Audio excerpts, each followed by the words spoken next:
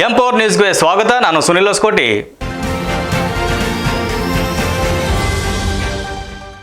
ಕೋಟೂರು ಪಟ್ಟಣದ ಡೋನೂರು ಚಾನುಕೋಟಿ ಮಠದಲ್ಲಿ ಬಸವೇಶ್ವರ ಜಯಂತಿ ಪ್ರಯುಕ್ತ ಜಂಗಮ ಒಟುಗಳಿಗೆ ಶಿವದೀಕ್ಷೆ ಹಾಗೂ ಸಾಮೂಹಿಕ ವಿವಾಹ ಕಾರ್ಯಕ್ರಮವನ್ನು ಅದ್ದೂರಿಯಾಗಿ ನೆರವೇರಿತು. ಜಂಗಮ ಒಟುಗಳಿಗೆ ಶಿವದೀಕ್ಷೆ ಕಾರ್ಯಕ್ರಮವನ್ನು ಗಂಗೆ ಪೂಜೆ, ಅರಿಶಿನ ಶಾಸ್ತ್ರ, ಮುಡಿ ತೆಗೆದು ಮಂತ್ರದೀಕ್ಷೆ ಬೋಧಿಸಿ ಜೋಳಿಗೆ ಬೆತ್ತ ನೀಡಿ ಜಂಗಮರ ಆಶೋತ್ತರಗಳನ್ನು ಮಕ್ಕಳಿಗೆ ಉಚ್ಚರಿಸಲಾಯಿತು.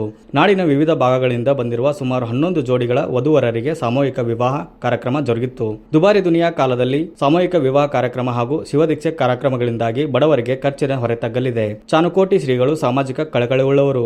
ಸಾರ್ವಜನಿಕ ಆರೋಗ್ಯ ಹಿತಾಸಕ್ತಿಯಿಂದ ಉಚಿತ ಆರೋಗ್ಯ ಶಿಬಿರ, ರಕ್ತದಾನ ಶಿಬಿರದಂತಹ ಕಾರ್ಯಕ್ರಮಗಳನ್ನು ಹಮ್ಮಿಕೊಂಡಿದ್ದರು. ಈ ಸಂದರ್ಭದಲ್ಲಿ ಮಂಜುನಾಥ್ ಬ್ಲಾಕ್ ಕಾಂಗ್ರೆಸ್ ಜಿಲ್ಲಾ ಕಾರ್ಯದರ್ಶಿಗಳು ಹಾಗೂ ಜಂಗಮ ಸಮಾಜದ ಅಧ್ಯಕ್ಷರು ಮತ್ತಿತರರು ಉಪಸ್ಥಿತರಿದ್ದರು.